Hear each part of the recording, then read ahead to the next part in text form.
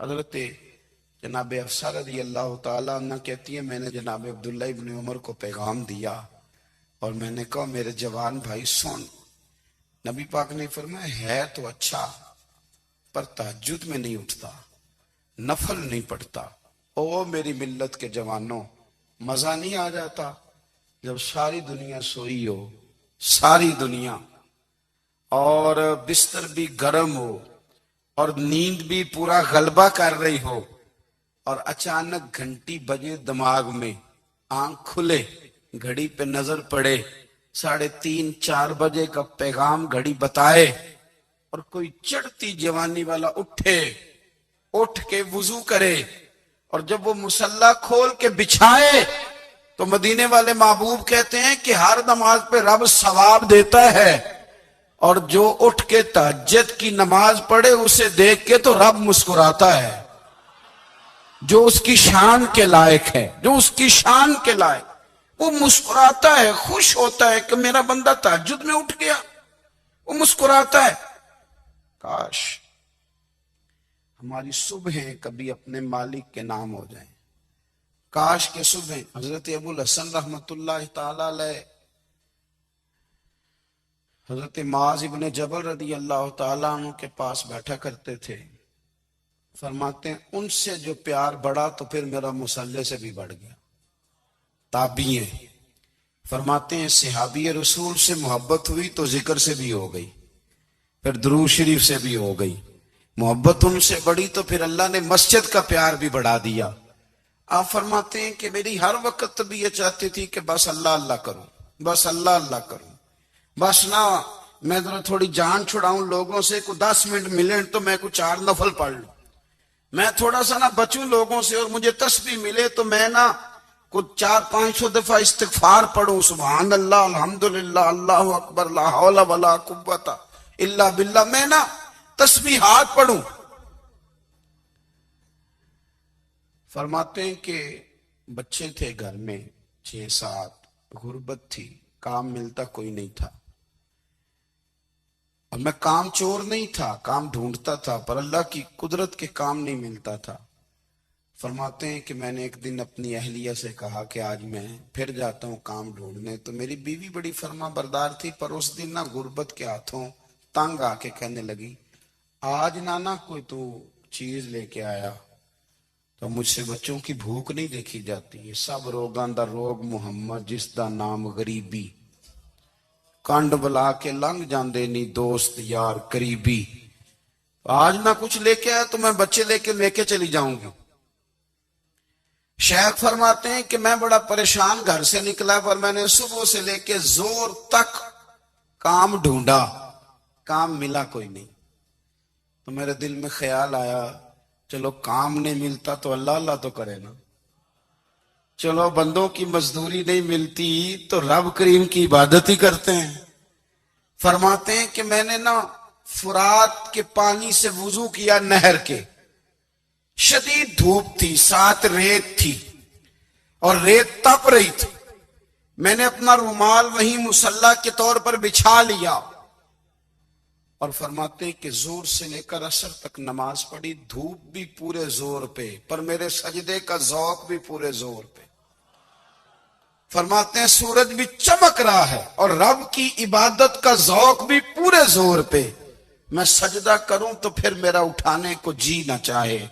میرے استاد لکھا کرتے تھے، یہ ان کا شعر ہے، وہ کہا کرتے تھے مجھے سوز دے، مجھے ساز دے، اور مجھے نیم شب کا نیاز دے، دم سجدہ خود کو میں توڑ دوں، مجھے ایسا ذوق نماز دے. اور میں تیری بہار کا پھول ہوں، میں کھلا بھی ہوں تو تیرے لیے، مجھے میری شاخ سے توڑ لے، مجھے اپنی زلف کا ناز دے.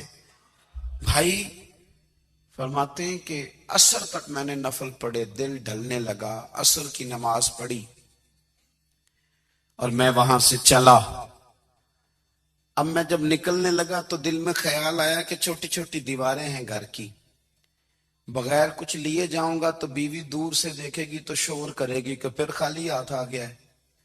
کہتے میں نے اپنے اسی رومال میں جس میں میں نے نماز پڑھی تھی نا، رومال میں کی آخی دے پنجابی جی صافا کہتے ہیں اسی میں نا میں نے کچھ ریت بھر لی کہ وہ دور سے دیکھے گی تو سمجھے گی کچھ لے کے آیا ہے، چلو جا کے اسے بتا دوں گا کہ آج پھر مزدوری نہیں ملی۔ کہتے ہیں وہ ریت لے کر جب میں گھر میں گیا تو پہلے بیوی دروازے پہ کھڑی ہوتی تھی، پوچھتی تھی خالی ہاتھ آ گئے ہو؟ آج میں نے دیکھا تو ہے ہی کوئی نہیں۔ فرماتے ہیں میں اندر داخل ہوا، سلام لیے، کونے میں نے وہ رومال رکھ دیا اور میں نے آواز دی کہ بھلی مانس کہاں ہو؟ تو وہ کہنے لگی آپ منہ ہاتھ دھو لیں، میں روٹی لے کے آئی۔ میں نے کہا روٹی کہاں سے آ گئی؟ یہاں تو کئی دنوں کے فاقے ہیں، تو کئی دنوں کی غربت ہے، یہاں تو اس گھر میں تو فقیری ہے۔ فرماتے ہیں کہ وہ روٹی لے کے آئی اور اس وقت کی جو موجودہ نعمتیں تھیں، سمجھ لیں سلاد، اچار، ہر چیز ساتھ لائی۔ میں نے کہا کہ بچے کہاں گئے؟ کہنے لگی وہ کھانا کھا کے کھیلنے گئے، آپ کھانا کھا لیں آ جاتے۔ کھانا اس نے چن دیا۔ میں نے حیرت انگیز لہجے میں ساری نعمتیں اپنے دسترخوان پہ دیکھ کر کے بیوی سے پوچھا یہ کہاں سے آیا کھانا؟ بچوں کو تو نے کہاں سے کھانا کھلایا؟ یہ سارا کچھ کیسا ہے؟ تو کہنے لگی پتہ نہیں آج آپ کس کریم کی مزدوری کرنے چلے گئے تھے، پتہ نہیں کس کریم کی، میرے گھر میں تو اتنی نعمتیں آئی ہیں کہ مجھ سے سنبھالی نہیں جا رہی، اتنا اناج ہے، اتنا گندم ہے، کس کریم کے دروازے آج چلے گئے تھے؟ یہ کہتے کہتے وہ اٹھی اور اٹھ کر کے کہنے لگی پہلے بڑا کچھ آیا تھا، اب کیا لے آئے ہو؟ اور جا کر کے نا اس نے وہ ریت والا رومال کھولا، کہنے لگے میں تو لے کے آیا تھا ریت، تو میرے رب نے اسے بھی سونے اور ہیرے بنا دیا تھا۔ جب آپ کی توجہ اللہ کی جانب، میرے نبی پاک صلی اللہ تعالی علیہ وسلم نے فرمایا ہر چیز اپنے رب سے مانگ، ہر چیز مانگ، ہر چیز مانگ۔ یا رسول اللہ کیا کچھ؟ میرے محبوب نے فرمایا تیرے گھر میں نمک بھی ختم ہو جائے تو وہ بھی اپنے رب سے مانگا کر، تو مانگنا وہ تجھے دے گا، تو اس کی بارگاہ میں کشکول طلب دراز تو کرنا۔ اور ترمذی شریف میں عجیب لفظ ہے، رسول کائنات نے فرمایا، رب کریم فرماتا ہے جب میرا بندہ ہاتھ اٹھاتا ہے نا تو مجھے حیا آتی ہے کہ میں خالی کیسے لوٹا دوں اس کے، اتنے بڑے بادشاہ کی بارگاہ میں۔ او بھائی لوگوں سے عزتیں تلاش کرتے ہو تو وہ کیا تمہیں عزت دیں گے؟ وہ تو کل اچھا کہتے ہیں پرسوں برا کہنے لگ جاتے ہیں۔ لوگوں کے سامنے گڈ بک میں آنا چاہو گے تو وہ تو سویرے تمہارے بارے میں کچھ کہیں گے، شام کچھ اور کہیں گے۔ اپنی روحانی زندگی آباد کریں، اپنے مسلح کو وقت دیں اور دنیا سے چھپ کر اس موبائل کو بند کر کے اور اپنے آپ سے بھی چھپ کے اور تنہا ہو کے چھپا کے سارا کچھ اپنے آنسو اپنے رب کی بارگاہ میں پیش کریں، اس کے حضور حاضری دیں۔ سنو نا ترمذی کی حدیث اور اسے یاد رکھنا، نبی پاک علیہ السلام نے فرمایا اپنے دکھ لوگوں کے سامنے نہ بیان کر دو، سیٹھوں نوابوں کو نہ بتاتے پھرنا، دنیا داروں کے سامنے جا کے نہ رونا کہ میں تکلیف میں ہوں۔ فرمایا اگر دنیا داروں کو دکھ بتاؤ گے رب تمہیں کبھی غنی نہیں کرے گا، اور لوگ ہیں کہ الٹا مذاق اڑائیں گے۔ آپ کی جس سے بڑی پکی یاری ہے نا، پکی، وہ تب تک پکی ہے جب تک آپ نے 50,000 مانگا نہیں، اور جس وقت آپ نے کہہ دیا کہ میں مجبور ہوں میری مدد کر تو پھر ختم ہو گئی دوستی۔ لوگوں کی تعلقات آپ کے ساتھ تب تک ہیں جب تک آپ ان سے کوئی ضرورت وابستہ نہیں کرتے۔ کریم محبوب فرمانے لگے بندوں کے سامنے دکھ نہ بیان کرنا، اللہ تجھے کبھی غنی نہیں کرے گا، تو اپنے دکھ اپنے رب کو بتا، تو دعائیں مانگ، تو اس کی بارگاہ میں حاضر ہو، تو اس کے حضور عرض کر۔ فرمایا اپنے دکھ اپنے رب کو بتا، وہ جلدی کرے یا دیر سے کرے تجھے ساری دنیا سے بے نیاز کر دے گا، تجھے کسی کا محتاج نہیں رہنے دے گا۔ اپنے مسلح کو، اپنی دعاؤں، ایک بزرگ فرماتے میں نے دعا مانگنے کا طریقہ اپنی بیوی سے سیکھا۔ دعا مانگنے کا طریقہ اپنی، سیکھنے والے تو اپنے بچوں سے بھی سیکھ لیتے ہیں، سیکھنے والے تو ہر ایک سے سیکھتے ہیں۔ وہ کہتے ہیں میں نے دعا مانگنے کا سلیقہ اپنی بیوی سے سیکھا ہے۔ حضرت وہ کس طرح؟ فرمانے لگے میری بیوی نے نا مجھے کوئی کام بتایا، کچھ پیسوں کی ضرورت کے لیے کہا، تو میں نے اسے کہا کہ بھئی ابھی میرے پاس نہیں ہے، کچھ دنوں میں آتے ہیں تو میں دے دوں گا۔ عورتوں کی عادت ہوتی ہے، وہ بار بار یاد کراتی ہیں۔ 2-4 دنوں کے بعد پھر اس نے کہا حضرت وہ میں نے کہا تھا کچھ پیسے، میں نے اسے کہا کہ ابھی میرے پاس نہیں ہے، کچھ دنوں میں ملتے ہیں تو میں تمہیں دے دوں گا۔ اس نے کچھ دنوں کے بعد پھر کہا حضور وہ میں نے کچھ پیسے کہے تھے۔ فرماتے میں نے ڈانٹ دیا، میں نے کہا کہ کیا تو روز مجھے شرمندہ کرتی ہے، کہا نا میرے پاس نہیں ہے، ہوں گے تو دے دوں گا، تو روز یاد کراتی ہے۔ فرماتے اس نے پہلے تو میری ڈانٹ کو سہا، پھر میرے سخت جملوں نے اس کی آنکھوں میں آنسو پیدا کر دیے، پھر اس نے اپنے آنچل میں اپنے اس دکھ کو سمیٹا، اور پھر اس نے ایک جملہ کہا تو میں رو پڑا، اور مجھے اپنے رب سے مانگنے کا طریقہ آ گیا۔ مجھے کہنے لگی حضرت جی آپ نے ڈانٹ دیا، میں نے سہ لیا، پر آپ ہی میرے شوہر ہیں، بتائیں نا آپ سے نہ کہوں تو میں کس سے جا کے کہوں۔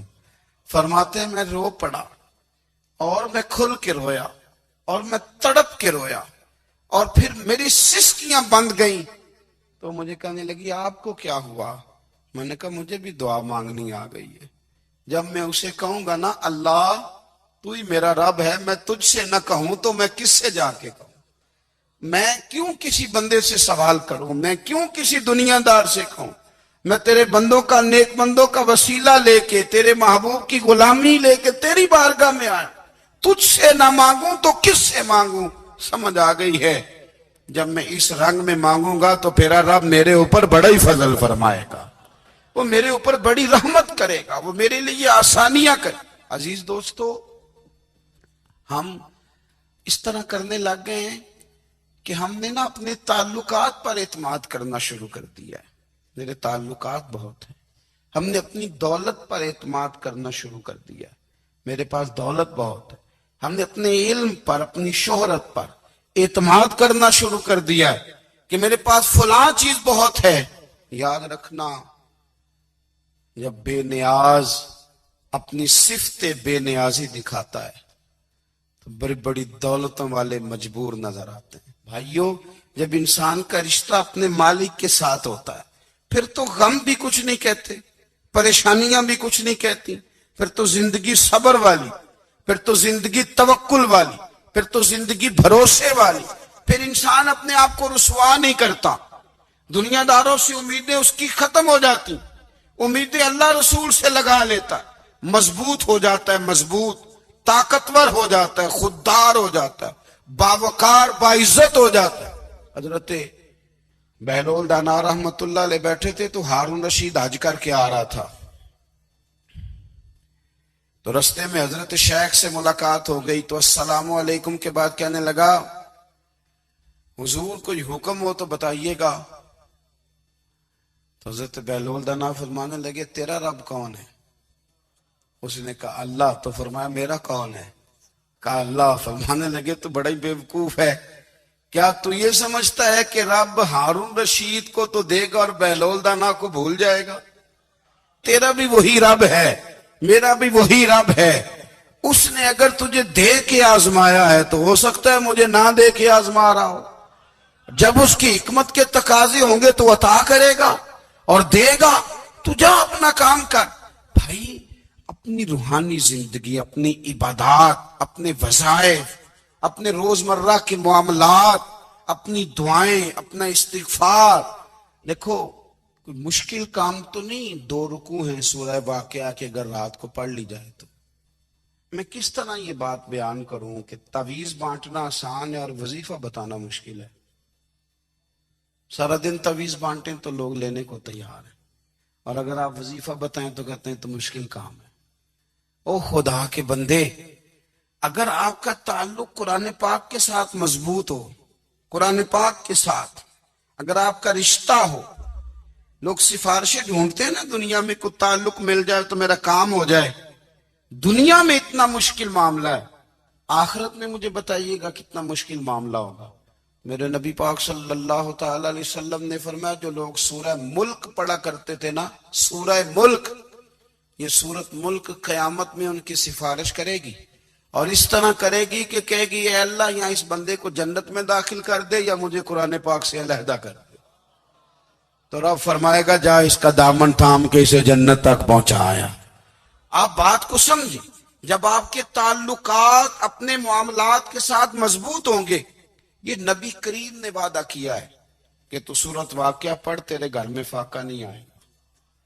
حضرت عبداللہ ابن مسعود رضی اللہ تعالیٰ عنہ بیمار تھے تو حضرت عثمان غنی رضی اللہ تعالیٰ عنہ تیمارداری کے لیے تشریف لے گئے اور جا کر کے کہا کہ آپ بڑے بیمار ہیں، آپ کی بیٹیاں زیادہ ہیں، میں چاہتا ہوں کہ خزانے میں سے کچھ مدد کروں۔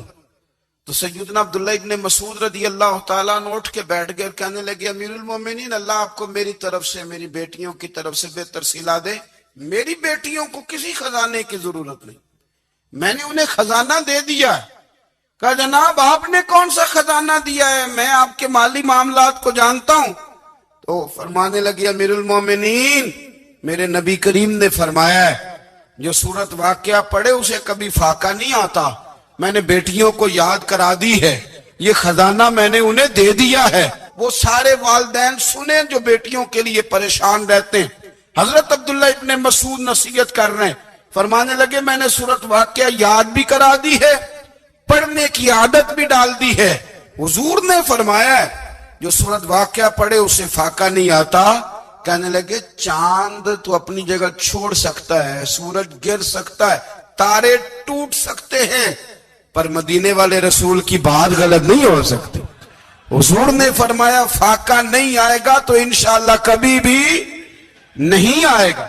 کرنے کا کام یہ ہے کہ ہم اپنے معاملات، اپنی عبادات، اپنی دعائیں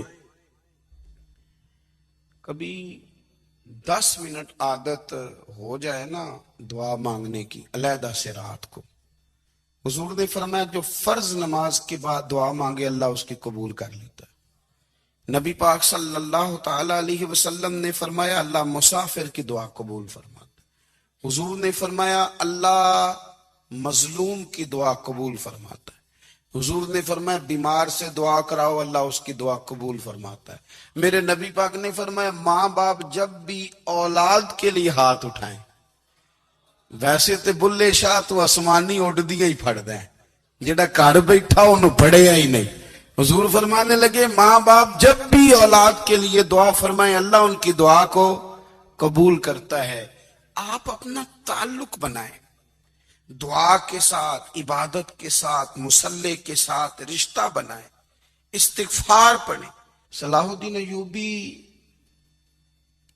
صلیبی جنگوں میں تھے، رات کو مسجد اقصی میں نماز پڑھی تو پریشان تھے۔ ایک بزرگ سے ملاقات ہوئی تو وہ کہنے لگے کہ آپ بڑے پریشان ہیں۔ کہنے لگے حضور پریشان اس لیے ہوں کہ پہلے ہی مسلمان کمزور ہے، اب میں نے سنا ہے دشمن کا ایک بحری بیڑا وہ جنگی سامان سے بھرا ہوا آ رہا ہے، تو اب ان کے پاس اور تلواریں اور نیزے آ جائیں گے، مسلمانوں کے پاس پہلے ہی وسائل کی کمی ہے، پریشان ہو کس طرح کر کے مقابلہ کریں گے۔ یہ بات کہتے ہی صلاح الدین ایوبی نے بزرگوں سے کہا حضور آپ بھی دعا کرنا، دعا کی بڑی طاقت ہے۔ میرے نبی پاک نے فرمایا دعا مومن کا ہتھیار ہے، دعا مومن کا، دعا مومن کا۔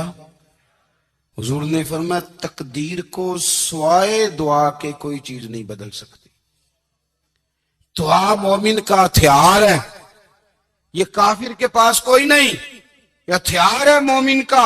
اللہ کرے آپ کو سمجھ آئے، پھر سنیں کئی بار کہہ چکا ہوں یہ ہتھیار ہے۔ کافر کے مقابلے میں جو تیرے پاس سب سے بڑا ہتھیار ہے وہ دعا ہے۔ دعائیں کرانی چھوڑ دی، کرنی چھوڑ دی، لینی چھوڑ دی۔ حضرت سیدنا انس بن مالک رضی اللہ تعالیٰ عنہ فرمایا کرتے تھے میں نے وہ رنگ دیکھا ہے جب حضور دعا مانگتے تھے اور حضور کی مقدس آنکھوں میں آنسو بھی ساتھ ہی بہا کرتے تھے، میں نے وہ انداز دیکھا۔ تو صلاح الدین ایوبی بزرگ سے کہنے لگے آپ بھی دعا کیجیے، اور خود رونے لگے اور سر سجدے میں رکھ کے رونے لگے، اور عشاء سے لے کر فجر تک روئے، خوب روئے۔ صبح وہ بزرگ آئے تو تو صلاح الدین ایوبی کا خوبصورت اور ہنستا ہوا چہرہ دیکھا. کہنے لگے آپ بڑے خوش ہیں, رات تو میں نے بڑے روتے ہوئے دیکھا تھا. تو کہنے لگے حضور وہ جو بحری بیڑا آ رہا تھا نا وہ پانی میں ڈوب گیا ہے, اب وہ نہیں آ رہا, ابھی خبر آئی ہے تو میں بڑا خوش ہوں. بزرگ کہنے لگے اٹھ سینے سے لگ اور سن ایک بات, وہ بحری بیڑا پانی میں نہیں ڈوبا, وہ تیرے آنسوؤں میں ڈوب گیا ہے. وہ جو تو رات رویا ہے نا رب کریم کی بارگاہ میں تو وہ ڈوب گیا ہے. بھائی اپنا مصلے کا, عبادت کا, وظائف کا, اللہ اللہ کا سلسلہ اس کو مضبوط کرے, اپنی دعاؤں کے تعلق کو مضبوط کریں. دعائیں بڑے انقلاب برپا کر دیتی ہیں. ہم تھوڑے تھوڑے نا جب سے خشک ہوئے نا خشک, اور میری تو جماعت ہی صوفیاء کی جماعت تھی. ہم تو داتا علی اجمیری کی جماعت سے, ہم تو خواجہ اجمیری کی جماعت سے, ہم تو شیخ احمد فاروق سرہندی کی جماعت سے, ہم تو صوفیاء کی جماعت. ہماری جماعت نے بھی وہ تعلق جو ہمارے بزرگوں نے بنایا تھا. بزرگ اللہ کے قریب کیسے جاتا ہے؟ ہمارے یہاں نا بہت سارے لوگ کہتے ہیں جی نظر ہو گئی تو کام ہو گیا. بھائی جو بخاری مسلم میں طریقہ ہے نا اللہ کا قرب پانے کا وہ تو نفل ہے. نبی کریم علیہ الصلوۃ والسلام نے فرمایا بندہ نفلوں کے ذریعے رب کے قریب جاتا ہے, اور اتنا قریب جاتا ہے کہ پھر اللہ اس کی زبان بن جاتا ہے, اللہ اس کی آنکھیں بن جاتا ہے, کان بن جاتا ہے, ہاتھ اور پیر بن جاتا ہے. تو یہ تو عبادت ہے, یہ تو اللہ کی بارگاہ کی حاضری ہے جو آپ کو اللہ کے قریب کرے گی. تو اپنے نماز کو اہمیت دے کے ادا کریں, نمازیں موبائل بند کر کے ادا کریں. دیکھیں نا کچھ لوگ کہتے ہیں مجھے ٹائم نہیں ملتا نماز کا, تو میں کہتا ہوں یہ آپ نے بڑی جرت کی بات کی ہے. مجھے کو میرا پیر بھائی کہہ دینا میرے پاس ٹائم نہیں ہے آپ کو ملنے کا, تو میں کہتا ہوں آج کے بعد آنا ہی نہ. تو کیا سمجھتا ہے, تو بہت بڑا آدمی ہے, تیرے پاس ٹائم نہیں ہے اور ہمیں ملنے کا ٹائم, موج کر. تو آپ نے اللہ رسول کو کہہ دیا ٹائم نہیں. اور عجیب فلسفہ ہے نا, کہا جائے نماز پڑھنے آؤ تو کہتے ہیں کپڑے ٹھیک نہیں, اور کہا جائے کہ آؤ ذرا دعوت پہ چلے تو کہتے ہیں 1 منٹ ٹھہر میں کپڑے بدل کے آیا. نماز کے لیے کہا تو کہتا ٹھیک نہیں, دعوت کے لیے کہا تو کہتا میں ذرا تیاری کر لوں, یوں جانا مناسب نہیں. معاملہ ٹھیک نہیں. رب تو فرماتا ہے کہ جب تو مسجد میں آ تو زینت اختیار کر کے آ, خوب ذوق سے دعا مانگے, خوب شوق سے نماز پڑھیں, خوب استغفار کا مزاج بنائیں.